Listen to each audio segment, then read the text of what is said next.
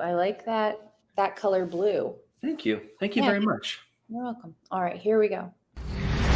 How would it feel to have a thriving fitness business and have the freedom to enjoy life at the fullest? Well, that is exactly what the Trainer Revenue Multiplier Show is going to give you. My name is Mathew Park. This is Jaime Filer. Hey, guys. And we are here to serve.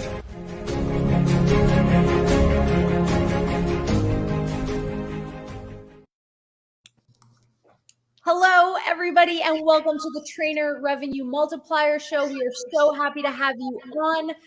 I have one of my favorite people in the entire world, really my co-captain of this podcast, Mathew Park. How are you today? Whenever I get to hang with you, I feel amazing. Right? I feel like unstoppable. So, Jaime, it is always a pleasure to hang with my father. Thank you, Professor Park. So diving into today's topic, you sent it to me via WhatsApp, and you said we're going to discuss essentially business and balance as it relates to families. Now, often when we have a topic come up on the Trainer Revenue Multiplier Show, it has something to do with what's going on in our lives. So I am curious, Mathew, as you also mentioned being raw and real on the podcast, what's going on that this particular topic spoke to you today? That is a great question, Jaime. And I think what came to me is I'm seeing a lot of our members and clients in TRM. You know, we have a lot of trainers coaches who come to us who have families, who are married, or with their partner for a long period of time, got dogs, got animals, got kids, and they're navigating life with a family as they're growing their business. And I'm thinking, you know what, we hear a lot of our clients talking about that issue, that challenge, that that growth curve. So I want to talk about it because I think right now, even with my two kids, you got, Katie and two dogs. A lot of our clients and coaches got, again, 2, 3, 4 kids. Yeah. Or our new parents. And I think navigating, talking about like what we do or how we deal with that, but also like being real, saying it actually can be quite challenging to go through. Yeah. But then what do you do to overcome it? What are things you can be incorporating to know that you actually aren't alone in this process as you're evolving? Sure. And I think, we're okay. Would you like to start with because Mathew, you have started, that I recall, 3 businesses, specifically 3 big ones, right? We've got the IMBF Canada, we've got the Rev energy drink and RE7 energy drink, and then obviously TRM, right? So you've had this going, and Jen, 5 businesses. I'm so sorry. That's okay. No worries. We always forget. The PT business in the very beginning, I had a PT business for 7 years. Okay. Then IMBF, WMBF. Then the RE7, also Super League Canada, did that for a year and a half with Jay. Right. And now it's TRM. Okay. So how do you navigate the beginning stages of each business, the beginning stages, as it relates to balancing the other areas of your life? That is a great question. The beginning stages. Okay, so I'm going to go back to the beginning stage of TRM when I first had Lily. So the biggest thing is being very open with your partner to say, listen, I'm an entrepreneur. You married a crazy person. Yeah. Be ready for the craziness, but also know that I'm going to still put you priority in this process. And it's always messy in the start, just to be open. It's never perfect when we first begin it. Yep. I think being open is number one. And then when you always begin, it's going to be challenging. Although I did have help in the beginning of what to do from one of my coaches. So Aaron, of course, as you know, Aaron Parkinson was helping me navigate some of those things. He has 3 kids as well, by the way. So navigating that. But it was challenging. And until you actually be patient and kind to yourself to say, you know what, you're going to go through ups and downs, parenting or raising dogs or raising your partner or taking time for them. It's the first while it's going to suck. Be real. It's going to suck. It's going to be very, very challenging. But you have to make the time. It's like scheduling your workout in the gym. It's like scheduling for example, our date afternoons on Wednesdays. We schedule those in, me and Jen. Yeah. Last week we lost daycare. So it was me, Jen, and the kids out in East Bay Tonic for 2 hours going for a walk. We still did it because it was like navigating life, right? Yeah. We came back, we felt refreshed for 2 hours for a walk. Again, some parents are home they're single or they got their kids full time. So I think when you first begin the business, you got to be kind to the process. Don't give up. Be flexible as you're building your routine with it because it's going to create some issues. Yeah. But then don't quit. Just keep going and get help to keep yourself inspired that it's possible to navigate those turns as you're doing that. I love that. And I want to, oh my gosh, Mathew, I forget the book, and you were the one that told me about it. Oh, totally forget. Okay. Either way, I think what you said was really important. You got to let your partner know from the outset that you are the crazy person who is going to be slightly unstable, but it's going to be fun and adventurous and exciting. What this book said was there is no such thing as balance. Okay. And here's why. This is what balance is, right? Which means everything is on an even keel. What would have to happen for you to achieve balance is in the middle of your workday or while you're taking a sales call and your wife starts to talk to you, you engage with her also, right? That is balance, right? I'm doing two things at once. I am managing my business and my family. This book said is that when you drop, think of it as food coloring in water. When you drop your business food coloring into your family, it poisons the water of your family. And when you drop your family's food coloring into your business, it poisons the water of your business. And therefore, there's like this icky element of money and business and clients and, I don't know, stress and pressure in your family life. But then let's say, God forbid, I don't know, you and your wife are fighting and you're bringing that energy to your clients. So they said, have complete time blocks devoted to one or the other, not and, or. This is why you inspire me, Jaime. Because whenever I get off track, I think of Jaime Filer, just so you guys all know on this podcast show, because I am the crazy creative, Jaime knows, outspoken, guy. But Jamie's always a person. She's the time queen. I call it time queen, like the person that just, has a schedule, keeps me on point, and just keeps reminding me the importance of that. So my kudos goes to you on that first one, because that's one of your skills that I don't have yet. Thank you. But you are right. And when you're an entrepreneur with a family, whether that's partner or animals or kids, it is going to be a shit show. Excuse my French. And be prepared that, being flexible, but also having a routine. And this is again why I go to Jaime for this, for her expertise on this, is that don't kill yourself. Feel guilty if you do screw up, because you're going to screw up. Just work through it and keep pressing forward. But it's funny. Jen and I were talking about this actually recently. Me and Jen were talking about this, and we always joke about. I says, baby, you married a really crazy, weird person. And she's like, I know, I would never marry my 9-to-5 kind of guy. You want a 9-to-5 guy. I'm like, I'm never a 9-to-5. I do work on the weekends. Sometimes I take them off. Sometimes I work the weekends. But I also really, really love what I do. But I also do have boundaries, as we hear from Alex, right? Boundary thing, and yourself as well, Jaime. So I think having the boundaries, like you said, like that sacred Wednesday for me from 1:30 to 5, it's always, if I'm traveling, that's fine. But if I'm at home, that's a routine.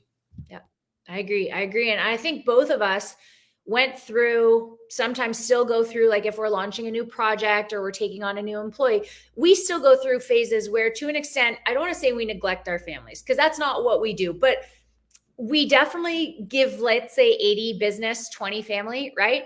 But here's the thing, guys, and this is the other reason that we need our families. And to, Mathew said his family will always be a priority, right? It's because hopefully if you're in a relationship or you have kids, they fill your cup. They recharge your batteries. When a client has given you a really hard day, or you've had 5 clients leave you in the same day, which I'm sure we've all had, you can always go back to your wife. You can always go back to your husband, your family, your pets, right? Everyone knows that there's nothing like a puppy cuddle. And if you start to, like we talked about, kind of poison that water and made your wife resent you for working so much, she is no longer going to be what recharges your batteries. And then what will you have? So yeah, it's so amazing that you're doing all of this to try to put, a roof over your family's head and food on the table and clothes on their back. But if they resent you because you're never there to enjoy the house, the food, the clothes with them, then why were you doing it in the first place? And you're going to Mexico in a couple of days. I'm literally going to Mexico in a couple of days. Yeah. Or is it a couple of hours? No, it's a couple of days. Yeah. Just checking. Yeah. But I think, okay, so that's so funny because you said I work on the weekends, and underneath I wrote I work on vacation. And I'm always very clear about this, right? I've never told TRM, right? I call it lap tappy hour. Some people have happy hour. I don't drink. So what I do is 1 or 2 hours per day on vacation while Katie is typically taking a siesta. I will pull out my laptop, answer client emails and DMs, shut my laptop, and that will be it for the day. And that is our version of balance. And I'm all in with Katie when I'm there, but I'm all in. She's not allowed to bug me during lap tappy hour. That's it. That's for me and my clients, right? That's how we're able to afford to go on vacation, right? Then I'm still answering emails. How do you justify you're working on weekends to Jen and the kids? Well, Saturday morning, I'm always going over my metrics and my dashboard stuff. It's kind of a routine for me, and I'm also doing some writing. So Jen knows I have a morning routine where I come down to my office and I sit here and I do some reading, learning, journaling, and also some writing, like in my little office in the corner. Like basically, it's a corner place. So Jen knows that's my time. If I don't get my time, I'm not a very healthy mentally Matt Park upstairs. Sure. So Jen gives me a space. But with that, Jen's like, babe, I have a rule, 5:30 onwards, it's our time. So, and we have a very clear distinction of that. So after 5:30, hey, we have 2 hours with the kids, we eat, we have fun, we do all that kind of job. When they go to bed, it's like, babe, you can do whatever the hell you want after you go to bed. If you want to read or do any notes after, I don't care what you do. Sure. That's up to you. So You'll probably notice I'll give you a message at like 9 o'clock at night because the kids are now in bed. If I remember, right? That's how I am. What about you, Jaime? I mean, typically, so 3 days a week, Katie is at her job. So she leaves the house around 7. She finishes at 3:30, typically goes to the gym after. So in a perfect world, I try to finish my work by 3:30 so that I can meet her at the gym at 4. But if it's just too much work, I will go to the gym in the morning so that I can be done my work by the time she is home from the gym around 4:30 or 5. And then at that point, that's our line. That's our hard limit. Question. So for you and Katie, do you guys have date days, or is it more of date activities that you guys do? I would say, weekends are typically date days. Okay. Because other than my 9 a.m. call on Sunday with my platinum group, there's not a whole lot of work. So weekends are definitely date days. But then other than that, date activities. Like last night, we went out to downtown Tampa. Yeah. I think that's it for now. I mean, sometimes on Thursday and Friday, again, now that she's working for me, she'll say, hey, clear your schedule in the afternoon. We're going to do this. And I'll say, okay, no problem. So you and her sit down and actually go over a plan, correct? Basically a plan of, okay, number one, here's where your week's at. I'm assuming here's your week's at. Here's our time for you, you and her, yes. Whatever it's going to look like. There's dog time for you guys or whatever. So you guys do that, correct? Yes, we do. Okay. Yeah. That's so funny you should mention that. So for those of you listening, I'm sure you've gotten this impression already. I'm a total type A. So I plan when I go out to walk my dogs. It's 10:30 and 1:30 every single day. I also plan when I'm going to hang out with my wife because everything in my life is so organized. And I forget whether it was David Goggins or Jocko Willink. They said, discipline is the ultimate freedom. It is because everything in my life is so rigorously and robotically scheduled that I can go to Mexico whenever or do whatever, right? So yeah, that's how my life works. How do you, I mean, I know you and Jen have your Wednesday afternoons. That's great. And then it sounds like also after 5:30 kid time. But then once the kids go to bed, how do you now navigate you and Jen time? Well, Jen's in bed by 7:30, 7:45 because she's usually up at night with the kids or up at 4 o'clock in the morning to be with the kids. Yeah. So I usually put the kids to bed at around 8:30 or so. We'll usually hang. We'll usually watch a cartoon or we'll play an activity or go for a walk, whatever. Some kind of activity, fun, relaxing thing, right? But when they're in bed, I'll usually go plan my next day. Perfect. Go for a walk, maybe watch a show one night because I want to relax, do a book or whatever. Basically, it's more like just my time. Yeah. But I've realized that in the morning, that's like, I get up in the morning first thing around 5:30. I get a coffee down in the office. It's my time to do some learning, journaling, writing, and then boom, look at what things I'm going to do for the day. And usually that's kind of separating myself from the kids upstairs. That's so important. That's so important. We always say in TRM, right? Your day starts the night before. So Katie and I will also typically have a discussion. She'll say, you know, what either when do you have a break tomorrow, or what are you doing tomorrow, so that she also has a basic idea of when she can have me. Mm-hmm.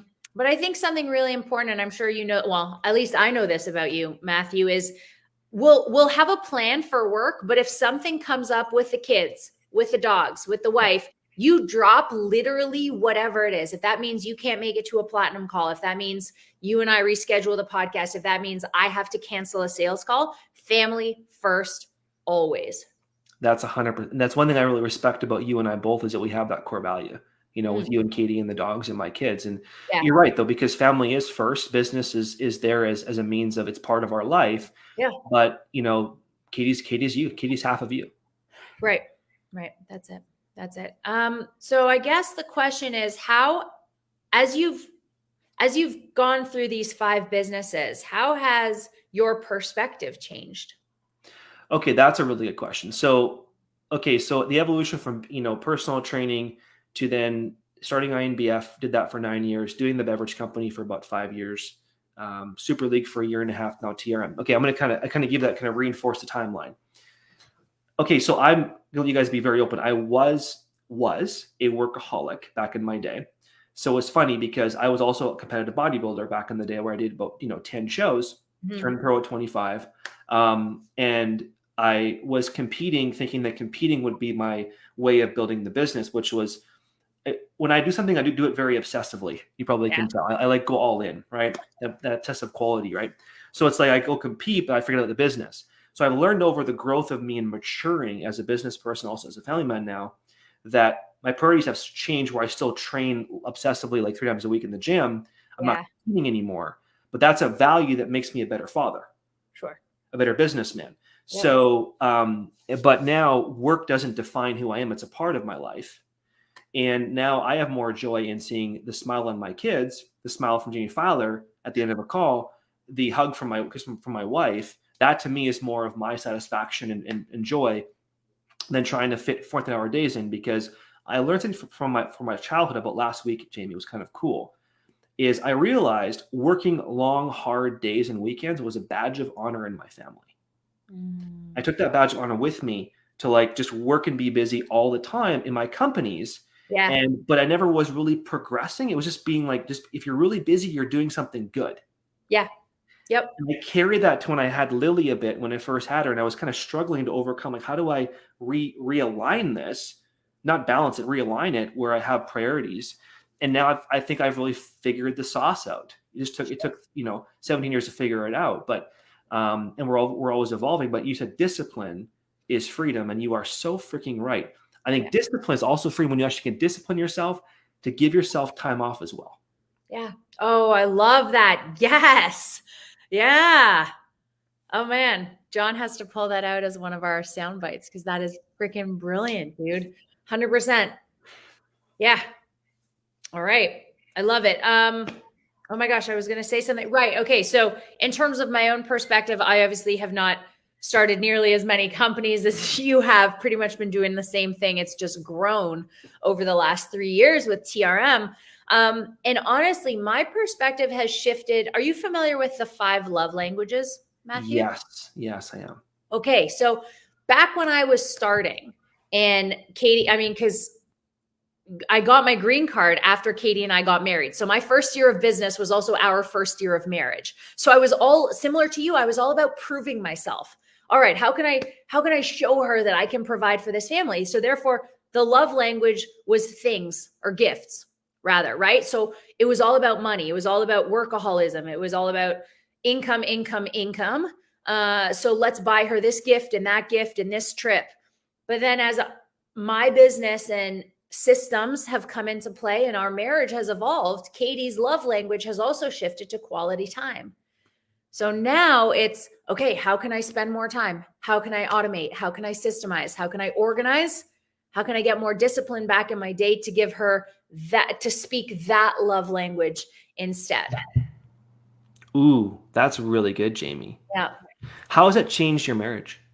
It's much better now, because So I had a friend who used to be a personal shopper at Holt Renfrew, you know, the upscale, the department store in Canada. And she said that more often than not, she would get calls from the assistants of doctors and lawyers saying, hey, can you pick out a nice gift for Dr. So-and-so's wife?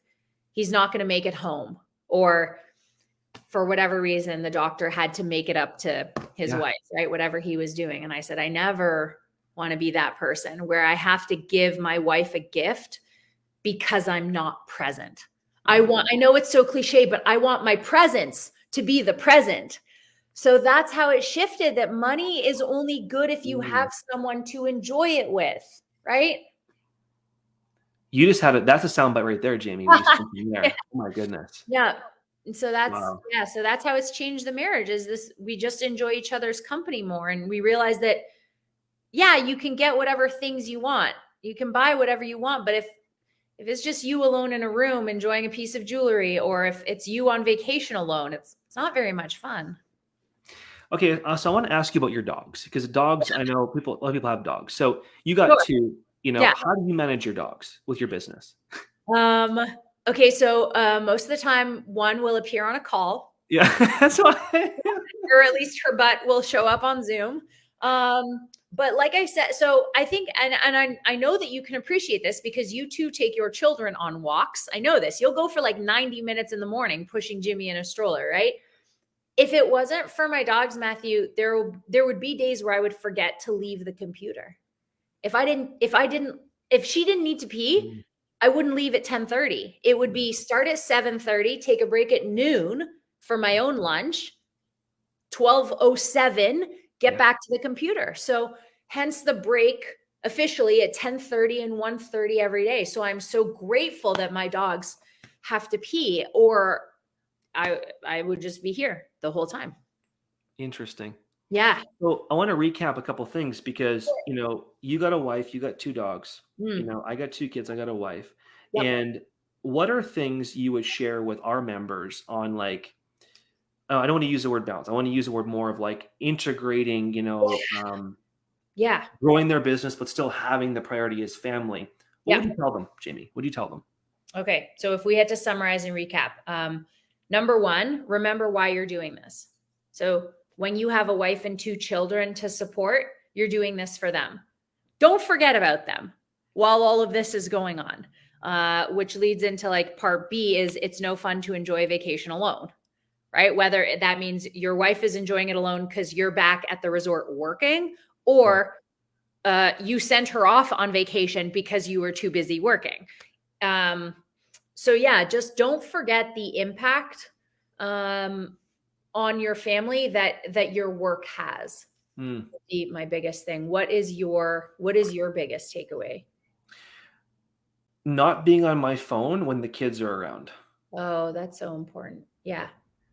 So Jen and I have put a rule in place that I don't want our kids to see us on our phone, because I feel if they do that, they'll think the phone's more important than them. I just got goosebumps. I can see that. Yeah. Yeah. I've read, if you look at statistics about how frequently people look at their phones, like how many times people will pick up their phone over the course of an hour, and you think about how much attention a child needs, that's not a very good statistic. Right? Because anything could happen. Also, oh my gosh, you're going to love this. So I was listening to a meditation yesterday, and they said the reason that the population is walking around at kind of like a baseline, like a lower than baseline level of happiness, is because we're on our phones so much. We're not in the present, which means we can't enjoy the future as much. Oh, I got goosebumps. Oh my gosh. Right? You're missing what it is you're creating now that you should be enjoying later. Jaime. Yeah. Which applies to your family too, right? How much more rewarding could your marriage be? How much more fantastic would it be to see Lily graduate knowing you never missed a night of doing homework with her, or missed like a music recital or something she was part of, right? Every single moment with Lily you were in, which makes her 5th grade graduation, her 8th grade, her 12th grade graduation that much more, incredible. Wow. Oh my gosh. Came to me as you said that is that we become this busier population towards doing nothing. Mm-hmm. Yes. Yeah.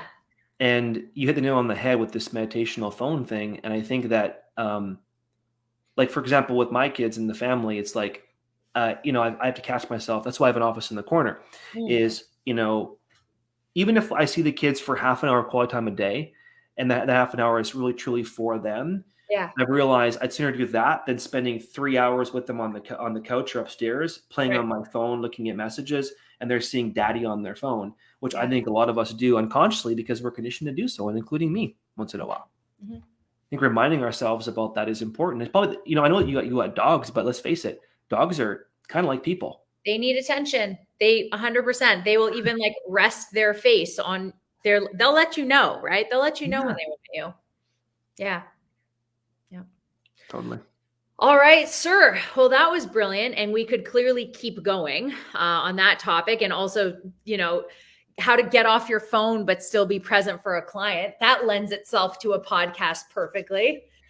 Can I share one last thing there, Jaime? Of course. Yeah.